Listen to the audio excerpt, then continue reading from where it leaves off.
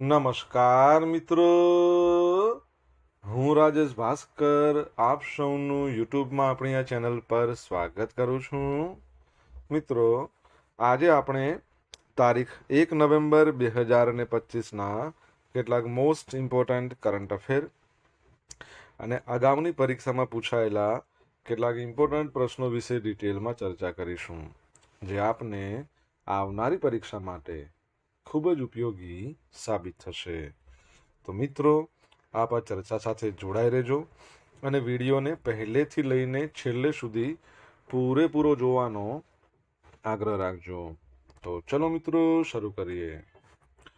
શરૂઆત કરતા પહેલા જણાવી દઉં કે જો તમારે આપણી આ યુટ્યુબ ચેનલને સબસ્ક્રાઇબ કરવાનું બાકી હોય તો ચેનલને સબસ્ક્રાઇબ કરજો, નોટિફિકેશન બેલ આઇકોનને પ્રેસ કરીને, અને જો તમને વિડીયો પસંદ આવે તો વિડીયોને લાઈક કરજો. પરંતુ તમારા જેટલા પણ મિત્રો જેઓ કોમ્પિટિટિવ એક્ઝામની તૈયારી કરી રહ્યા છે એ બધા મિત્રો જોડે આ વિડીયોની લિંકને શેર કરવાનું ભૂલશો નહીં. ચલો તો શરૂઆત કરીએ. સૌપ્રથમ જોઈશું અગાઉની પરીક્ષામાં પૂછાયેલા સામાન્ય વિજ્ઞાનના પ્રશ્નો, જેના જવાબો તમારે મને કમેન્ટ બોક્સમાં લખીને જણાવવાના છે. અને વિડીયોના લાસ્ટમાં જ્યારે હું તમને આ દરેક પ્રશ્નનો જવાબ જણાવું ત્યારે તમારે ચેક કરવાનું છે કે તમે આપેલા પ્રશ્નો જવાબમાંથી કેટલા પ્રશ્નો જવાબ સાચા છે. અને જેટલા પણ પ્રશ્નો જવાબ સાચા હોય એનો આંકડો તમારે કમેન્ટમાં લખવાનો છે કે 10માંથી આટલા સાચા છે. ડેઇલી જીકે ટેસ્ટમાં આપણે રોજ 10 પ્રશ્નો પૂછીએ છીએ, એમાંથી 5 પ્રશ્નો સામાન્ય વિજ્ઞાનના છે. બાકીના જે 5 પ્રશ્નો છે એ ગુજરાતના ઇતિહાસના છે. તો તમે તમારા આન્સર આપો નીચે કમેન્ટ બોક્સમાં, અને હું આજના કરંટ અફેરનો પ્રથમ પ્રશ્ન છે એની શરૂઆત કરું છું. પ્રથમ પ્રશ્ન છે કે 36મી all India postal athletics and cycling tournament 2025-26નું આયોજન ક્યાં કરવામાં આવ્યું છે? તો જવાબ આવશે પોરબંદર ખાતે. કઈ જગ્યાએ? પોરબંદર. તો પોસ્ટ માસ્ટર જનરલ રાજકોટ તથા Gujarat postal circle sports board અને ભારતીય ટપાલ વિભાગ આ બધાના સંયુક્ત ઉપક્રમે રાષ્ટ્રપિતા મહાત્મા ગાંધીની જન્મભૂમિ પોરબંદર ખાતે 36મી all India postal athletics and cycling tournament 2025-26નું ભવ્ય આયોજન કરવામાં આવ્યું છે. આ ટુર્નામેન્ટ તારીખ 1 નવેમ્બરથી 3 નવેમ્બર દરમિયાન સ્પોર્ટ્સ ઓથોરિટી ઓફ ગુજરાત હસ્તકના જે સ્પોર્ટ્સ કોમ્પ્લેક્સ છે પોરબંદર ત્યાં યોજાશે. દેશના કુલ 12 પોસ્ટલ સર્કલ એના આંધ્રપ્રદેશ, ગુજરાત, કર્ણાટક, કેરળ, મહારાષ્ટ્ર, ઓડિશા, રાજસ્થાન, તામિલનાડુ, ઉત્તર પ્રદેશ, દિલ્હી, આસામ, તેલંગાણા આ બધામાંથી 110થી વધુ પુરુષ પોસ્ટલ કર્મચારીઓ, 22 વિવિધ ઇવેન્ટમાં અને 30થી વધુ મહિલા પોસ્ટલ કર્મચારીઓ 13 વિવિધ ઇવેન્ટમાં ભાગ લેશે. રમતગમતના મુખ્ય ઇવેન્ટ્સમાં રનિંગ, જમ્પિંગ, થ્રોઈંગ, સાયકલિંગ આવી બધી સ્પર્ધાઓનો સમાવેશ થાય છે. ટુર્નામેન્ટ દરમિયાન સાંસ્કૃતિક કાર્યક્રમોનું પણ આયોજન કરવામાં આવ્યું છે, જેમાં ખેલાડીઓ સાથે સ્થાનિક પ્રતિભા પણ ભાગ લેશે. પોસ્ટની વાત આવી, તમને ખબર છે ઇન્ડિયા પોસ્ટની સ્થાપના 1854માં. નેશનલ પોસ્ટ ડે ભારતમાં 10 ઓક્ટોબર, વર્લ્ડ પોસ્ટ ડે 9મી ઓક્ટોબર. અને તમારે જણાવવાનું છે કે નેશનલ પોસ્ટલ વીક બરાબર ક્યાંથી ક્યાં સુધી મનાવવામાં આવ્યું છે આ વર્ષે 2025માં. કમેન્ટ બોક્સમાં લખીને જણાવો. ત્યારબાદનો પ્રશ્ન, દર વર્ષે વિશ્વ વિઘન દિવસ ક્યારે મનાવવામાં આવે છે? તો આજની તારીખ એટલે કે 1 નવેમ્બરના રોજ. તો દર વર્ષે વિશ્વ વિઘન દિવસ 1 નવેમ્બરના રોજ વિશ્વભરના શુદ્ધ શાકાહારી લોકો દ્વારા ઉજવવામાં આવતી વાર્ષિક ઘટના છે. મનુષ્ય માટે શાકાહારી અને કુદરતી પર્યાવરણના ફાયદાઓ, સ્ટોલ સ્થાપવા, વૃક્ષો વાવી જેવી પ્રવૃત્તિઓ દ્વારા ઉજવવામાં આવે છે.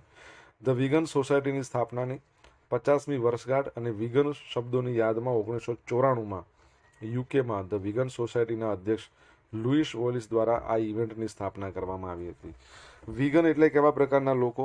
જે એકદમ શુદ્ધ શાકાહારી કહેવાય, જે માંસાહાર તો ના જ ખાય અને પ્રાણીઓના બનાવટની કોઈ પણ વસ્તુ હોય, એટલે દૂધની હોય, દૂધ, દહીં, છાશ, પનીર, ઘી કશું નહીં. એ લોકો તો પ્રાણીઓના બનાવટના ચામડાના, શિંગડાના, ભીંગડાના કોઈ પણ પ્રકારના પર્સ, જેકેટ, શૂઝ એ પણ ના પહેરે.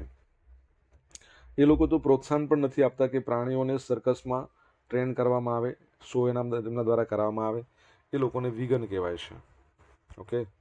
તમારા માટે પ્રશ્ન, વર્લ્ડ વેજીટેરિયન ડે ક્યારે મનાવીએ છીએ? કમેન્ટમાં લખજો. કુસ્તી, સુજીત કાલકલને અંડર-23 વર્લ્ડ ચેમ્પિયનશિપમાં ગોલ્ડ. તો ભારતના યુવા કુસ્તીબાજ છે સુજીત કાલકલ. તેમણે અંડર-23 વર્લ્ડ ચેમ્પિયનશિપમાં ગોલ્ડ મેડલ જીત્યો છે. ઇવેન્ટ કઈ હતી? મેન્સ ફ્રી સ્ટાઇલ 65 કિલોગ્રામની કેટેગરી. વિજયની વાત કરીએ તો ફાઇનલમાં સુજીતે ઉઝબેકિસ્તાનના ઉમિદ જોન જલાલો એમને 10-0થી હરાવ્યો. જીતનો પ્રકાર, ઝેફરીએ 4 મિનિટ અને 54 સેકન્ડમાં સ્પર્ધા અટકાવી દીધી. સુજીતને સુપરિયોરિટી તકનીકી શ્રેષ્ઠતાને આધારે વિજેતા જાહેર કર્યો. મહત્વ, આ કાકલનનો પહેલો વર્લ્ડ ટાઇટલ છે. આ પહેલા તેના નામે 2 અંડર-23 Asian title, 1 under twenty Asian championship gold છે. ભારતીય મહિલા કુસ્તી ટીમની વાત કરીએ તો આ જ ઇવેન્ટમાં મહિલા ટીમે 5 બ્રોન્ઝ, 2 સિલ્વર મેડલ જીત્યા છે અને આ ટીમ ચેમ્પિયનશિપનો ખિતાબ પણ પોતાના નામે કર્યો છે. તમને ખબર છે ઓડિશાના પેલા વેઇટ લિફ્ટર છે જેમણે ક્લીન એન્ડ જર્ક ઇવેન્ટમાં 92 કિલોગ્રામ વજન ઉંચક્યું, પણ 44 કિલોગ્રામ પોતાનું વજનની કેટેગરીમાં. નામ તમારે કહેવાનું છે, આપણે ભણ્યા છીએ. તો જવાબ આવડતો હોય તો કમેન્ટ બોક્સમાં લખીને જણાવો. મિત્રો, વિડીયો પસંદ આવ્યો હોય, ભણવાની મજા આવી હોય તો વિડીયોને લાઇક કરો, તમારા મિત્રો જોડે વિડીયોની લિંકને શેર કરો. આપણી બંને યુટ્યુબ ચેનલ રાજેશ ભાસ્કર 2ને સબસ્ક્રાઇબ કરો, નોટિફિકેશન બેલ આઇકોનને પ્રેસ કરીને. જો તમારે ડેલી કરંટ અફેરની પીડીએફ જોઈતી હોય તો આપણી ટેલિગ્રામ ચેનલ છે એને જોઈન કરી લો. ટેલિગ્રામ ચેનલ છે એની લિંક વિડીયોની ડિસ્ક્રિપ્શનમાં આપી છે. ટેલિગ્રામ પર રાજેશ ભાસ્કર સર્ચ કરશો એટલે આ પ્રમાણેનો સિમ્બોલ દેખાય, બરાબર છે, એટલે તમે જોઈન કરી લેજો. તમને અહીંયા પોલ્સ પણ રમવા મળશે. ડેલી કરંટ અફેરની પીડીએફ તો મળવાની જ છે બિલકુલ ફ્રીમાં. તાજેતરમાં કયા દેશે પોસાઇડન ન્યુક્લિયર અંડર વોટર ડ્રોનનું સફળ પરીક્ષણ કર્યું છે? તો જવાબ આવશે રશિયા. કોણે? રશિયાએ.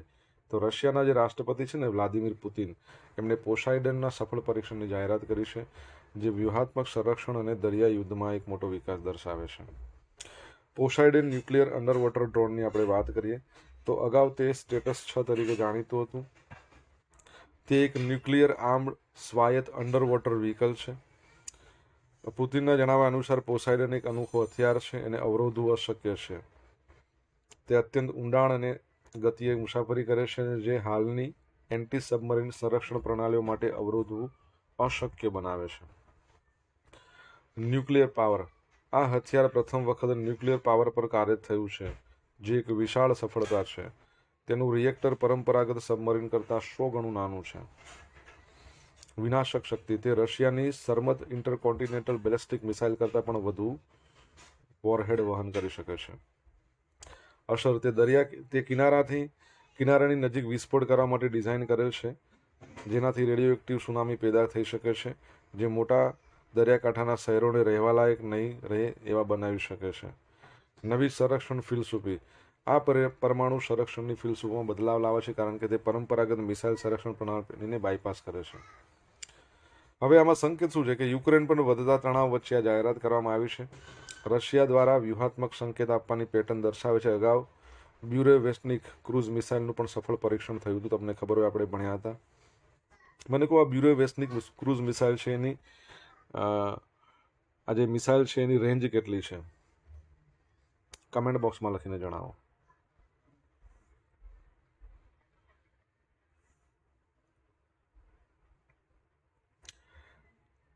ડિપાર્ટમેન્ટ ઓફ ટેલિકોમે ટેલિકોમ કંપનીઓને ક્યાં સુધીમાં, અહીંયા ક્યાં લખવાનું રહી ગયું, તમામ સર્કલ્સમાં કોલર નેમ પ્રેઝન્ટેશન સેવા શરૂ કરવાનો આદેશ આપ્યો છે. તો જવાબ આવશે માર્ચ 2026. તો કોલર નેમ પ્રેઝન્ટેશન CNAP એક એવી સેવા છે જે ઇનકમિંગ કોલ પર કોલ કરનાર વ્યક્તિનું નામ દર્શાવશે, જેનાથી સ્પામ અને છેતરપિંડીવાળા કોલ્સને નિયંત્રિત કરી શકાશે. રોલઆઉટનો લક્ષ્યાંક અને અમલની મર્યાદા, ડિપાર્ટમેન્ટ ઓફ ટેલિકોમે ટેલિકોમ કંપનીઓને માર્ચ 2026 સુધીમાં તમામ સર્કલ્સમાં આ સેવા શરૂ કરવાનો આદેશ આપ્યો છે. સ્થિતિ, રિલાયન્સ જીઓ, ભારતીય એરટેલ, વડાફોન આઈડિયા, આવી બધી કંપનીઓ હાલમાં કેટલાક સર્કલ્સમાં પાયલોટ ટેસ્ટિંગ કરી રહી છે. આ સેવા ટ્રાયની ભલામણ મુજબ લાગુ કરવામાં આવી રહી છે. સેવાના મુખ્ય નિયમો, ડિફોલ્ટ સુવિધા, CNP ડિફોલ્ટ સેવા છે, એટલે કે આપોઆપ ચાલુ થઈ જશે, એના માટે કોઈ એક્ટિવેશન કે જરૂર ના પડે. ઓપ્ટ આઉટ વિકલ્પ રહેશે કે યુઝર્સને આ સેવામાંથી ઓપ્ટ આઉટ કરવાનો વિકલ્પ મળશે. ડેટાનો આધાર, કોલરનું નામ જે કેફ હોય ને, કસ્ટમર એપ્લિકેશન ફોર્મ, એને અને સરકારી દસ્તાવેજમાં આપેલી માહિતીના આધારે દર્શાવવામાં આવશે. ઓકે. ટેકનિકલ અને ડિવાઇસ સંબંધિત બાબતો. તો શરૂઆતમાં આ સુવિધા માત્ર 5G અને 4G સ્માર્ટફોન પર લાગુ થશે. જૂના નેટવર્ક્સની વાત કરીએ તો જૂના 2G 3G નેટવર્ક્સ માટે ટેકનિકલ શક્યતા અભ્યાસ પછી નિર્ણય લેવાશે. ભવિષ્યના ડિવાઇસ, એક નિશ્ચિત તારીખ પછી ભારતમાં વેચાતા તમામ નવા ઉપકરણો CNAPને સપોર્ટ કરે એ માટે ટેલિકોમ લાયસન્સની શરતોમાં સુધારો કરવામાં આવશે. આ સુવિધાથી હવે યુઝર્સને થર્ડ પાર્ટી એપ્સ જેમ કે ટ્રુ કોલર એના પર નિર્ભર રહેવું પડશે નહીં. બરાબર છે. તો યાદ રાખજો, ડિપાર્ટમેન્ટ ઓફ ટેલિકોમે કહી દીધું છે કે ભાઈ માર્ચ 26. મને કહો કોણ છે ટેલિકોમ મંત્રી આપણા? ડિપાર્ટમેન્ટ ઓફ ટેલિકોમ એના મંત્રી કોણ છે? તમને આન્સર આવડે તો કમેન્ટ બોક્સમાં લખીને જણાવો. એનવીડિયા 5 ટ્રિલિયન માર્કેટ કેપિટલાઇઝેશન સુધી પહોંચનાર વિશ્વની પ્રથમ કંપની બની ગઈ છે. તો સિલિકોન વેલી એટલે કે કેલિફોર્નિયા ત્યાં સ્થિત આવેલી છે ચિપ મેકર કંપની એનવીડિયા. એણે 5 ટ્રિલિયનના બજાર મૂલ્યાંકનને પાર કરીને ઇતિહાસ રચ્યો છે, જે આર્ટિફિશિયલ ઇન્ટેલિજન્સના યુગમાં તેનું પ્રભુત્વ દર્શાવે છે. એનવીડિયા $5 ટ્રિલિયન માર્કેટ કેપ હાંસલ કરનાર પ્રથમ કંપની બની. માત્ર 3 મહિના પહેલા જ તે 4 ટ્રિલિયનને પાર કરી હતી. ઓક્ટોબર 29, 2025ના રોજ તેના શેરની કિંમત $207.86 સ્પર્શી હતી. એનવીડિયાનું મૂલ્ય ભારત, જાપાન, UK એના સંયુક્ત GDP છે એના એટલે કે ગ્રોસ ડોમેસ્ટિક પ્રોડક્ટ એના કરતાં પણ વધુ છે. ઝડપી વૃદ્ધિનું કારણ શું છે? તો એઆઈનો ક્રેશ, આર્ટિફિશિયલ ઇન્ટેલિજન્સની ભારે માંગને કારણે એનવીડિયાની ચિપની માંગ ખૂબ વધી છે અને મોટા ઓર્ડરો મળ્યા છે. એના CEO છે જેન્સેન હ્યુઆંગ. એમણે $500 બિલિયનના નવા ચિપ ઓર્ડર જાહેર કર્યા છે. $500 બિલિયન ઓર્ડર મળ્યા છે. બરાબર છે. ઉબરમાંથી મળેલા છે અને બીજી ઘણી બધી કંપનીઓના ઓર્ડર છે. ઓકે. એનવીડિયા, તમારે મને જણાવવાનું છે સ્થાપના કયા વર્ષમાં થઈ હતી. એના CEO અને પ્રેસિડેન્ટ તો તમને ખ્યાલ આવી ગયું, જેન્સન હ્યુઆંગ છે. ઓકે. કેલિફોર્નિયામાં આવેલી છે. સોશિયલ મીડિયાના માધ્યમથી મારી સાથે તમે કનેક્ટ થઈ શકો છો. આપણું ઇન્સ્ટા આઈડી છે rajesh.i.bhaskar, ફેસબુક આઈડી છે RI ભાસ્કર અને ટેલિગ્રામ ચેનલ છે આપણી રાજેશ ભાસ્કર, જ્યાં તમને ડેલી કરંટ અફેરની PDF મળી જશે અને પોલ્સ રમવા મળશે. જો તમને ભણવાની મજા આવી હોય તો વિડીયોને લાઇક કરો, તમારા મિત્રો જોડે વિડીયોની લિંકને શેર કરો, ચેનલ સબસ્ક્રાઇબ કરવાની બાકી તો સબસ્ક્રાઇબ કરો, નોટિફિકેશન બેલ આઇકોનને પ્રેસ કરીને. મહિલા ODI વર્લ્ડ કપ 2025ની સેમીફાઇનલમાં ભારતે કોને હરાવીને ફાઇનલમાં પ્રવેશ કર્યો છે? તો એક ઐતિહાસિક જીત મેળવી છે ભારતે ઓસ્ટ્રેલિયાને હરાવીને. તો નવી મુંબઈનું DY પાટીલ સ્ટેડિયમ ત્યાં યોજાઈ હતી મહિલા ODI વર્લ્ડ કપની સેમીફાઇનલ. ભારતે ઓસ્ટ્રેલિયાને હરાવીને ઇતિહાસ રચ્યો છે. તો જોઈ લઈએ આપણે શું હતું. મહિલા ODI વર્લ્ડ કપ અત્યારે ચાલી રહ્યો છે ભારતની અંદર. તો સેમીફાઇનલ મેચ હતી, ભારત વિજેતા રહ્યું, ઓસ્ટ્રેલિયાને 5 વિકેટે હરાવ્યું છે. હવે ઓસ્ટ્રેલિયાએ પહેલો દાવ લઈને 339 રનનો ટાર્ગેટ આપ્યો હતો અને આજે મહિલા ODI ઇતિહાસમાં સૌથી વધુ સફળ ચેજ છે, આપણે રન ચેજ કર્યો છે. ઓસ્ટ્રેલિયાનો સ્કોર 338 ઓલ આઉટ 49.5, ભારતનો score 339 48.3 over. Player of the match Jemimah Rodrigues, ભારત 134 બોલમાં 127 રન, એ પણ નોટ આઉટ. બરાબર. આપણા કેપ્ટન કોણ છે? ચલો, જેમણે પણ સારા એવા રન માર્યા હતા, જો 89 રન માર્યા હતા. આમાં લખ્યું નથી ને નામ એમનું. મુખ્ય રેકોર્ડ અને ઘટનાઓ. આ જીત સાથે ભારત 2017 પછી પ્રથમ વખત ODI વર્લ્ડ કપની ફાઇનલમાં પહોંચ્યું છે. ટર્નિંગ પોઈન્ટ, ઓસ્ટ્રેલિયાના નબળા ફિલ્ડિંગને કારણે રોડ્રિક્સ એમણે 82 રને અને 106 રન, આ બે વખતે બે નિર્ણાયક કેચ આ લોકોએ છોડ્યા હતા. ઓસ્ટ્રેલિયાની 2017 પછી ODI વર્લ્ડ કપમાં પ્રથમ હાર છે. ઓકે, ચલો. ગઈકાલે આપણે ભણ્યા હતા ODIની અંદર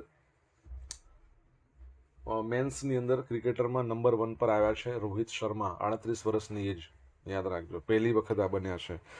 ભારતના જાણીતા શેફ સંજીવ કપૂરને વર્લ્ડ ફૂડ પ્રાઇઝ ફાઉન્ડેશનનું સન્માન મળ્યું છે? તો ભારતના જાણીતા શેફ છે, પદ્મશ્રી પુરસ્કાર વિજેતા છે, સંજીવ કપૂર છે. વર્ષ 2025 માટે ટોપ એગ્રી ફૂડ પાયોનિયર્સની યાદીમાં સામેલ કરવામાં આવ્યા છે. સન્માનનું કારણ શું? માત્ર રસોઈ નહીં પરંતુ ખાદ્ય પ્રણાલીમાં સુધારો, પોષણ જાગૃતિ, કૃષિ ક્ષેત્રમાં આપેલા યોગદાન માટે સન્માન મળ્યું છે. એમણે 2.5 મિલિયનથી વધુ પોષક સમૃદ્ધ ભોજન શાળાના બાળકોને પહોંચાડવામાં મદદ કરી છે. એમણે આયર્ન રીચ બાજરી, ઝીંક રીચ ઘઉં જેવા બાયો ફોર્ટિફાઈડ પાકોના પ્રોત્સાહન આપ્યું છે. તેમની ન્યુટ્રી પાઠશાળા પહેલ છે. એમની ન્યુટ્રી પાઠશાળા ખેડૂતો અને પોષણ કાર્યક્રમોને જોડ્યા છે. આ સન્માનથી ભારતીય રાંધણકળા અને પોષણની હિમાયતને વૈશ્વિક સ્તરે માન્યતા મળી છે. સંજય કપૂર રસોયા શેફ, શું નામ છે? શું છે? શેફ છે. તો વર્લ્ડ શેફ ડે આપણે રિસન્ટલી મનાયો ગયા મહિનામાં. હવે તો મહિનો બદલાઈ ગયો ને, ક્યારે મનાયો કમેન્ટમાં લખીને જણાવો. હવે મિત્રો જોઈશું અગાઉની પરીક્ષામાં પૂછાયેલા સામાન્ય વિજ્ઞાનના પ્રશ્નો. પહેલો પ્રશ્ન, ઇલેક્ટ્રોનિક ચોકબોર્ડ નીચેના પૈકી કોના માટે વપરાય છે? તો OHP projector. Second, ozone layer નુકસાન કરતું પરિબળ કયું છે? તો નાઇટ્રોજન ઓક્સાઇડ. છોડનું કયું રંગદ્રવ્ય અલ્ટ્રાવાયોલેટ કિરણો સામે છોડને રક્ષણ આપે છે?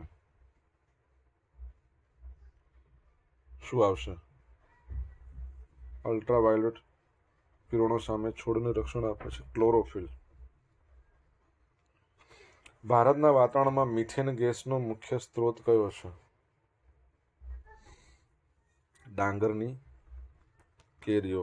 પીવાના પાણીમાં લોહ તત્વની ક્ષમ્ય માત્રા કેટલી હોવી જોઈએ? 1 ppm. હવે જોઈશું અગાઉની પરીક્ષામાં પૂછાયેલા ગુજરાતના ઇતિહાસના પ્રશ્નો.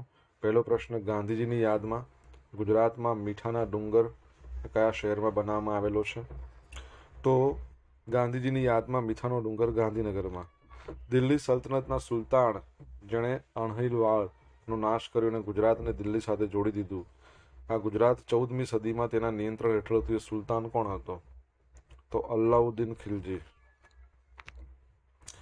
ગુપ્ત યુગના પતન પછી ગુજરાત રાજ્ય હિન્દુ અથવા બુદ્ધિસ્ટ રાજ્ય તરીકે વિકસિત થયું હતું. ગુપ્ત પછી કયા વર્ષના રાજવીઓએ 6 થી 8 સદી દરમિયાન શાસન કર્યું હતું? કયા વંશના? વર્ષ નહીં આવે, કયા વંશના રાજવીઓએ? તો મૈત્રક. સહસ્ત્રલિંગ તળાવ કોણે બંધાવ્યું હતું? સિદ્ધરાજ જયસિંહ. મોગલ સલ્તનતના વાઇસરોય તરીકે ગુજરાતમાં નીચેમાં દર્શાવેલમાંથી કોણે ફરજ બજાવી હતી? તો દારા શિકો, ઔરંગઝેબ, મુરાદ બક્ષ, બધા જ આવશે. હવે જોઈશું ગઈકાલે પૂછેલા પ્રશ્નનો જવાબ. પહેલો પ્રશ્ન, રાષ્ટ્રપતિ મુર્મુ ભારતના કયા ક્રમના રાષ્ટ્રપતિ છે જેમણે 2 ફાઇટર એરક્રાફ્ટમાં ઉડાન ભરી? પહેલા નંબરના. તાજેતરમાં ભારતની હિન્દુસ્તાન એરોનોટિક લિમિટેડ અને કયા દેશની PJSC USC કંપની એણે SJ400 જેટનું ભારતમાં ઉત્પાદન કરવા MOU પર હસ્તાક્ષર કર્યા? તો એ રશિયાની છે. આજે પૂછેલા પ્રશ્નનો જવાબ જોઈ લઈએ. પહેલો પ્રશ્ન એવો હતો કે નેશનલ પોસ્ટલ વીક ક્યાંથી ક્યાં સુધી મનાવવામાં આવ્યું છે આ વર્ષે? 6 થી 8 ઓક્ટોબર. સેકન્ડ પ્રશ્ન, વર્લ્ડ વેજીટેરિયન ડે ક્યારે મનાવવામાં આવે છે? 1 ઓક્ટોબર. ત્રીજો નંબરનો પ્રશ્ન, વેઇટ લિફ્ટર છે ઓડિશાના પ્રીતિ સ્મિતા ભોઈ. શું નામ છે? પ્રીતિ સ્મિતા ભોઈ. બરાબર યાદ રાખજો એમનું નામ. 92 કિલો વજન ઉંચું ક્લીન એન્ડ જર્કમાં ગોલ્ડ મેડલ લાવ્યા 44 કિલોગ્રામ કેટેગરીની અંદર. બ્યુરેવેસ્નિક મિસાઇલ છે રશિયાની, એની રેન્જ કેટલી હતી? તો 10,000 થી લઈને 20,000 કિલોમીટર, 20K કિલોમીટર.